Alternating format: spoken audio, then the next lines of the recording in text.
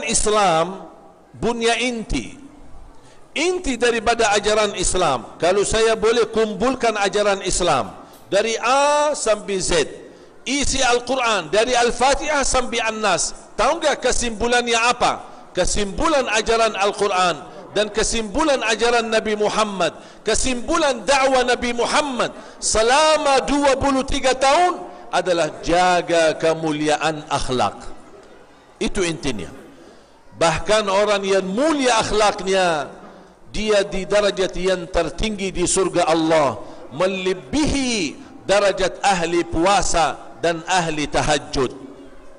Coba bayangkan Bapak Ibu, orang tahajud setiap malam, puasa setiap hari, masih orang yang mulia akhlaknya lebih tinggi darajatnya di sisi Allah daripada mereka.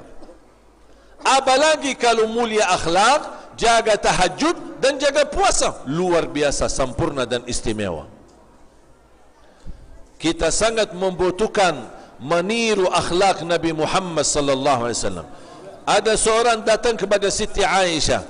Siti Aisyah kan istri Rasul. Orang tanya, bagaimana Nabi Muhammad? Tolong wahai Aisyah, ceritakan Nabi Muhammad itu seperti apa. Siti Aisyah menjawab, Nabi Muhammad akhlaknya mulia dan akhlaknya akhlakul Quran. Kalau ingin tahu akhlak Nabi Muhammad, baca Quran, perhatikan Quran, habiskan waktu sama Al-Quran. Di situ anda akan belajar akhlak Nabi Muhammad sallallahu alaihi wasallam. Dan teruji akhlak seorang bukan di saat dia lagi relax, santai, nyaman, biasa aja. Kalau dia lagi duduk manis, tidak ada terlihat mulia akhlaknya. Tapi kapan terlihat hakikat akhlaknya seorang? Ketika tertekan ujian, tertekan musibah, ada bencana, ada ujian yang menimpa keluarganya, akan terlihat apakah dia mampu menunjukkan akhlak Nabi Muhammad atau akhlak jahiliyah.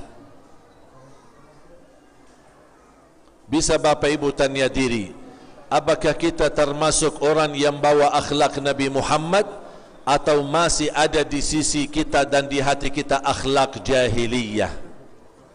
Tahu enggak akhlak jahiliyah apa? Suka marah, suka protes, tidak terima takdir, tidak rida terhadap Allah dalam ketika Allah uji kita. Kita tidak terima kalau orang tua kita wafat. Kita tidak senang kalau terjadi musibah, dan kita berkata-kata yang tidak baik terhadap Allah. Sampai ada orang berani berkata Allah tidak adil. Saya pernah bertemu seorang pemuda. Dia bilang sama saya, mohon maaf Syekh, kenapa Allah tidak adil? Saya kaget. Kok berani bilang Allah tidak adil? Kenapa? Saya bilang kenapa? Dia bilang, saya pernah pergi ke daerah Menteng di Jakarta. Ini semua rumah-rumah mahal-mahal, mewah-mewah. Mulai dari rumah dinas wakil presiden, sama rumah-rumah pejabat, pengusaha besar, mantan-mantan pejabat, mantan-mantan menteri. Dia pernah lewat dari sana. Mungkin di kampung, dibandingkan kampungnya sama Menteng, mungkin bisa dikatakan Menteng lebih mewah. Dia lewat sana melihat rumah-rumah besar-besar. Begitu ada satu gerbang salah satu rumah terbuka, dia lihat di halaman rumah, wow, banyak mobil, mewah-mewah lagi. Dia merasa tersakit hati. Dia berkata Allah tidak adil. Kok orang di sana kaya-kaya, kok saya susah, saya miskin, motor aja tidak bisa, mogok-mogok terus. Oh gitu ya. Berarti kamu mempandangi Allah tidak adil karena kamu lihat ada orang kaya dan kamu merasa dirinya susah. Kamu di situ melihat Allah tidak adil. Oke, saya tidak akan balas dan saya tidak mau berdebat sama kamu. Tapi saya ingin ajak kamu ikut sama saya. Mau enggak? Ya, mau. Ayo kita jalan. Saya naik motor sama dia. Sebentar mogok, sebentar jalan, sebentar mogok. Tidak apa-apa. Saya jalan. Ayo kita mampir ke rumah sakit.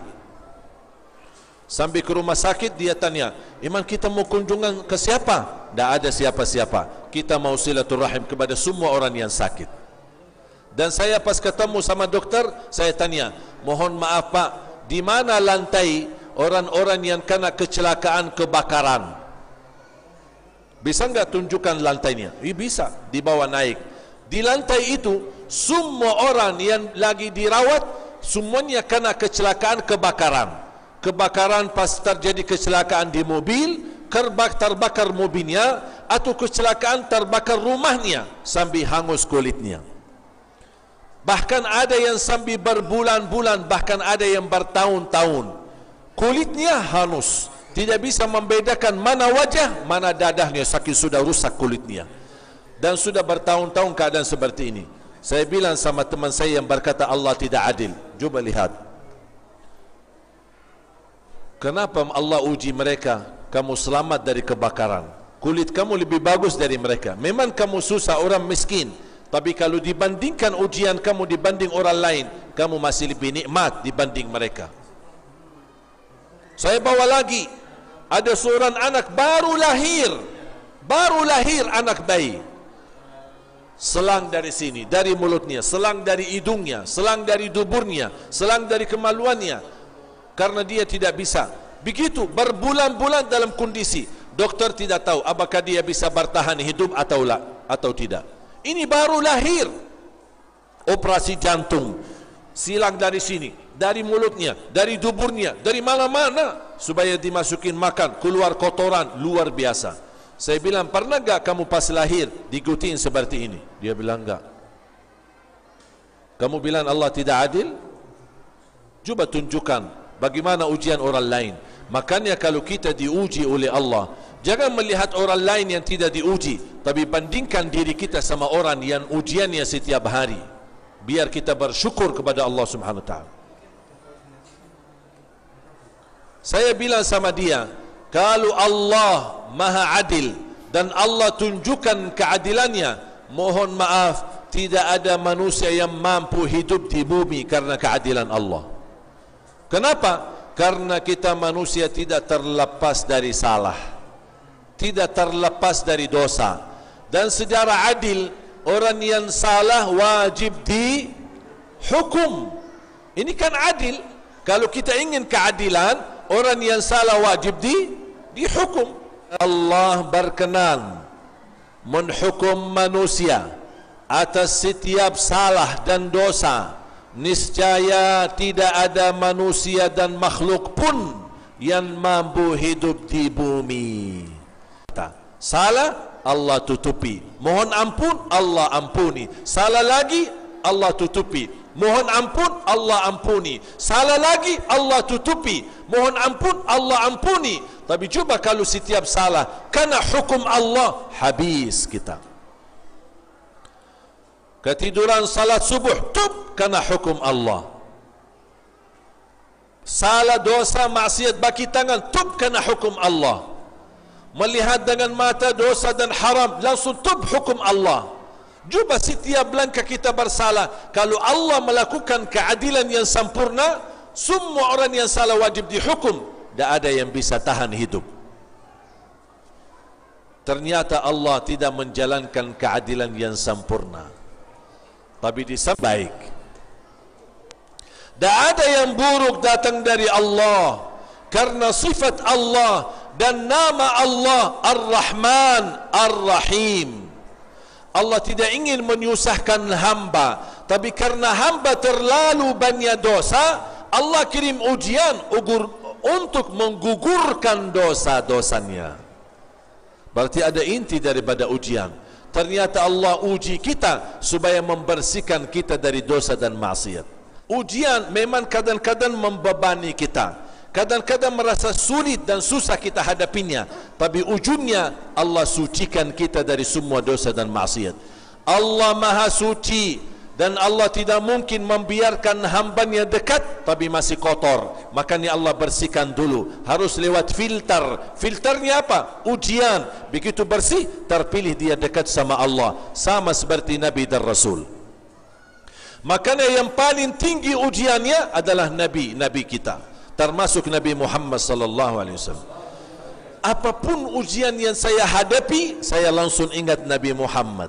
Apakah Nabi Muhammad dapat seperti ujian saya? Ternyata Nabi Muhammad dapat yang lebih parah.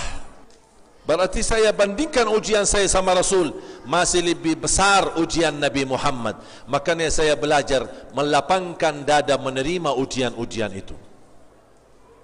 Saya begitu tusuk, awalnya kaget. Pas begitu saya berdiri, lihat ke kanan, ada pisau. Alhamdulillah, inna lillahi wa inna ilaihi raji'un. Karena itu yang diucapkan oleh Rasul ketika menghadapi musibah.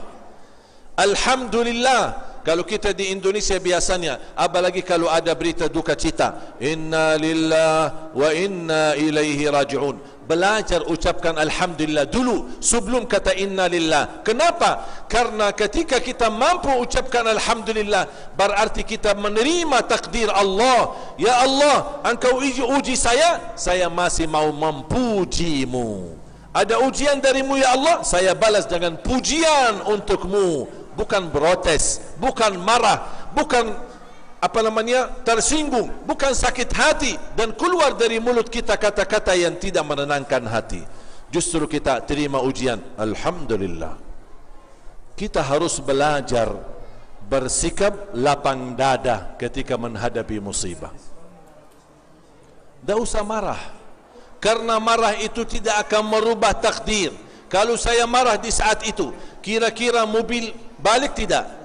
Nggak balik. Dan subhanallah, sebelum mobil saya balik, apa yang saya dapat? Sebelum mobil Innova ditemukan, alhamdulillah saya dapat hadiah 2 mobil.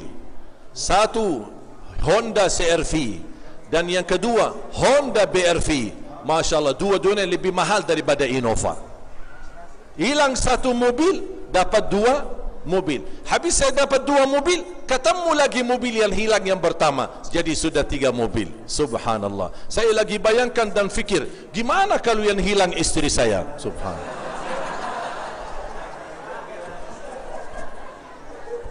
Direkamnya? Matiin dong. Nanti edit ya. Kalau istri lihat nanti protes istri saya. Bapak ibu jamaah sekalian, kita harus belajar bermulia akhlak di saat diuji oleh Allah. Dan yakini takdir itu tidak akan merendahkan martabat kita, tapi akan Allah justru angkat derajat kita. Tapi syaratnya apa? Sabar. Ada orang berkata, sabar ada batasnya. Saya jawab, kalau ingin batasi pahalanya, boleh batasi sabarnya. Tapi kalau ingin sempurna pahalanya, tidak boleh batasi sabarnya. Harus sabar.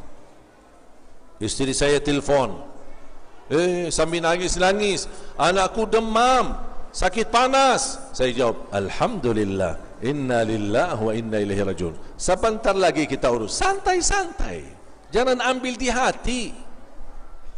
Waktu saya haji beberapa tahun lalu, ada satu bis atau kereta yang baru dibikin oleh kerajaan di Makkah. Khusus kereta ini melayani jamaah haji, berpindah dari Mina, Arafat, Muzdalifah. Jamaah karena kereta baru pasti penasaran, semua ingin naik kereta, termasuk saya ikut mau naik. Tapi semua gesa-gesaan, ramai-ramai mau naik kereta. Akhirnya karena gesa-gesaan naik kereta, saya banyak orang di depan saya, ada juga banyak di belakang saya. Orang yang di belakang saya saking gesa-gesaan, mereka dorong saya. Saya terpaksa dorong orang yang di depan. Orang yang di depan nampaknya dia bisa tahan, dia jatuh. Begitu dia bangun, dia lihat ke belakang. Saya lihat wajahnya sudah marah, matanya sudah merah. Dia lihat ke belakang, anjing kamu. Saya langsung bilang, anjing yang mana ya? Anjing yang mana ya?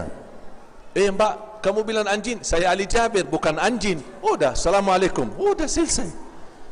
Kenapa harus ambil hati? Dia bilang anjing kan? Saya anjing atau manusia? Berarti dia salah ucapin. Udah selesai. Santai. Coba kalau saya marah, dia bilang, bisa enggak? Fikir-fikir ya. Fikir-fikir. Kalau orang, ayo coba kalau ada orang berani bilang anjing dia. Ya habis kan. Dah, santai aja. Santai. Saya selalu belajar lapang dada. Apapun yang terjadi, tidak ada yang kebetulan. Termasuk kata-kata orang, caci maki, penghinaan, itu semua sudah tertulis dalam takdir. Tidak. Orang bicara macam, tidak usah ambil hati. Santai aja, relax. Kalau setiap orang bicara jelek kita ambil hati, kita yang capek, kita yang stres, kita yang pusing, kita bisa marah, tinggi amarahan, nanti stroke gara-gara orang itu. Apa yang manfaatnya? Santai. Bu, anaknya pecahin bering di rumah, atau gelas jatuhkan sambil pecah. Oh, pecah gelas? Alhamdulillah. Inna lillahi wa inna ilaihi raji'un. Belajar. Jangan langsung bodohin anaknya. Kamu bodoh, kamu dah lihat. Kira-kira bering kembali utuh? Gelasnya kembali utuh? Apa yang terjadi? Kita dapat dosa dan menyakiti hati anak kita.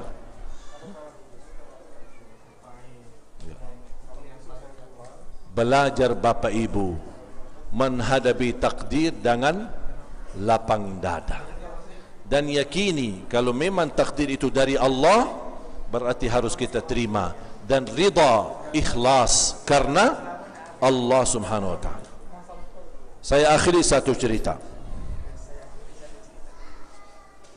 Ada orang bapa usia 80. Saya ketemu di salah satu masjid. Seketika salaman dia minta doa, tolong doakan saya ingin haji. Saya, bapa belum haji ya? Sudah 80? Belum. Saya kasih doa dan kasih amalan, insya-Allah bisa haji. Habis beberapa bulan kemudian saya terima telefon dari anaknya. Tolong Syekh doakan ayah saya. Kenapa? Kecelakaan, ditabrak mobil, dibawa ke rumah sakit. Sekarang dia di mana? Ada di rumah sakit. Ayo saya ke situ. Habis saya isi jadwal, saya mampir ke rumah sakit. Saya begitu bertemu dengan beliau, dia langsung duduk dan peluk saya. Alhamdulillah saya tidak sakit parah, hanya kecelakaan sedikit, tapi alhamdulillah sudah aman. Tapi ada kejadian ajaib. Apa yang terjadi? Ternyata yang tabrak dia orang kaya. Ketika dia orang kaya bersalah, dibawa ke rumah sakit. Dan sepanjang berjalan dia minta maaf sama beliau sampai ke rumah sakit. Dan selalu orang kaya yang bawa mobil, dia bilang sama bapa, mohon maaf Pak Haji, demi Allah saya tidak perhatikan tadi, mohon maaf Pak Haji, mudah-mudahan Pak Haji baik-baik saja, mudah-mudahan Pak Haji semua sehat. Dia nangis orang bapa itu. Sampai orang kaya tanya, Pak kenapa nangis? Sakit ya? Enggak sakit. Dari tadi bapa bilang Pak Haji, Pak Haji, Pak Haji, sedangkan saya belum haji. Dia kaget, Bapak belum haji. InsyaAllah saya bisa bantu. Dia telefon Dubas Saudi, ternyata dia teman sama Dubas Saudi. Tolong bantu dia untuk bisa berhaji. Ternyata bukan dia haji, satu keluarga haji dan menjadi tamu kerajaan. Ternyata Allah sudah kabulkan doanya walaupun ditabrak mobil. Itu cara Allah. Makanya saya doakan mudah-mudahan Bapak Ibu diberikan panjang umur, sihat wal afiat, bisa ke tanah suci, haji dan umrah, ziarah Nabi Muhammad sallallahu alaihi wasallam walaupun ditabrak mobil. Kita harus ambil hikmah. Bisa jadi gara-gara kecelakaan menantarkan kita dapat hajat kita oleh Allah. Kita tidak tahu. Allah yang lebih tahu mana yang terbaik untuk kita. Jelas? Faham? Ada satu cerita. Mau enggak satu cerita? Sudah? Atau sudah tutup? Satu ya? Satu lagi ya? Satu aja ya? Satu cerita. Ada seorang setiap hari doanya, ya Allah, mohon jodoh yang salihah, yang cantik, yang kaya. Dia salat tahajud, itu aja doanya. Ya Allah, mohon jodoh yang salihah, yang cantik, yang kaya. Allah berikan rezeki, dia berangkat haji. Sepanjang tawaf, itu aja doanya. Ya Allah, jodoh yang salihah, yang cantik, yang kaya. Tak ada yang lain. Tak ada minta ampun, minta berkah, minta rahmat, tak ada. Itu aja. Sampai ada orang mendamping dia. Semenjak saya kenal bapa, itu aja doanya. Apa kata dia?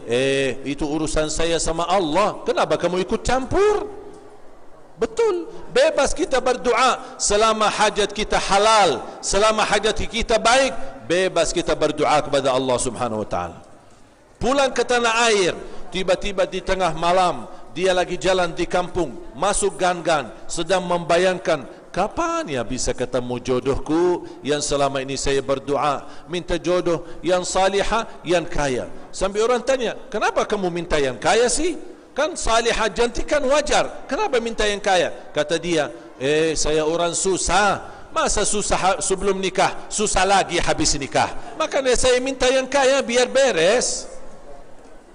Terserah mau doa apa saja, yang penting doa itu baik dan halal, tidak ada doa yang haram. Pas dia lagi di jalan sedang membayangkan jodohnya, tiba-tiba muncul anjing. Dia lari, dikejar anjing, lari lagi, dikejar anjing, sampai anjing berhasil gigit kakinya. Langsung dibawa ke rumah sakit. Di dalam mobil ambulan dia kesal. Dia berkata, ya Allah, selama ini saya minta jodoh yang salihah, yang cantik, yang kaya, masa dikirimkan anjing? Dia belum tahu ada apa di belakang takdir itu. Begitu sampai ke rumah sakit, ternyata dirawat sama seorang dokter yang cantik, yang salihah, yang kaya, jadi jodohnya.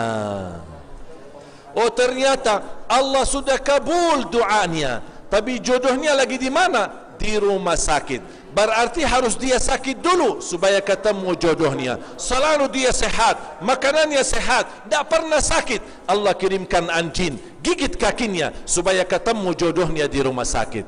Begitu cara Allah, dan kita tidak bakal faham bagaimana cara berbagai macam cara Allah. Intinya lewat ujian Allah kabulkan hajat kita, bahkan Allah menantarkan kepada hal yang lebih baik. Allah maha baik, Allah maha rahman, Allah maha rahim. Belajar ketika ada musibah, belajar ucapkan alhamdulillah, inna lillah wa inna ilaihi raji'un. Allahumma ya Allah, sempurnakan pahalaku terhadap musibah ini dan ganti yang lebih baik. Itu doa Nabi kita, Nabi Muhammad sallallahu alaihi wasallam. Faham? Jelas? Ayo kita semangat membangkitkan dan meniru akhlak Nabi Muhammad sallallahu alaihi wasallam. Bapak Ibu mohon doa restu. Doakan kami untuk terus memperjuangkan, melahirkan dan mencetak 1 juta penghafal Al-Quran untuk Indonesia. Mudah-mudahan Indonesia menjadi negara terbesar para penghafal Al-Quran. Mudah-mudahan dari keluarga bapa ibu menjadi penghafal Al-Quran. Mudah-mudahan kita semua dapat syafaatnya Al-Quran. Dan saya harap 1 juta penghafal Al-Quran bukan milik Ali Jabir, tapi saya harap menjadi milik kita bersama. Perjuangan kita bersama, amal salih kita bersama, dan mudah-mudahan Allah Maha Saksi, mudah-mudahan kita termasuk keluarga besar Ahlul Quran.